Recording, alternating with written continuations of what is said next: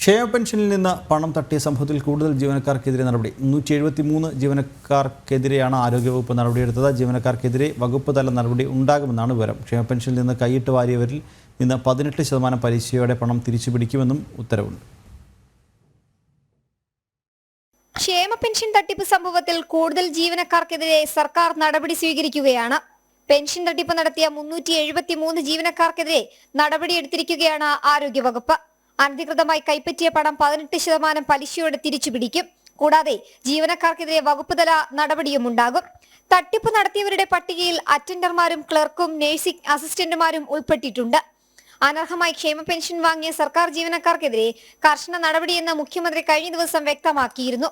അനർഹർക്ക് കയറിക്കൂടാൻ അവസരമൊരുക്കിയ ഉദ്യോഗസ്ഥർക്കെതിരെയും നടപടി ഉണ്ടാകുമെന്ന് മുഖ്യമന്ത്രി ഉറപ്പ് നൽകിയിരുന്നു. തദ്ദേശ സ്ഥാപന അടിസ്ഥാനത്തിൽ ക്ഷേമ പെൻഷൻകാരുടെ അർഹത വിലയിരുത്തി മുന്നോട്ടു പോകാനാണ് തീരുമാനം. അതേസമയം അനർഹരിലേക്ക് പെൻഷൻ എത്തുന്നതിൽ സർക്കാർ ഉത്തരവിലെ പഴുതുകളും കാരണമാകുന്നുണ്ടെന്നാണ് ഉദ്യോഗസ്ഥർ ചൂണ്ടിക്കാട്ടുന്നത്.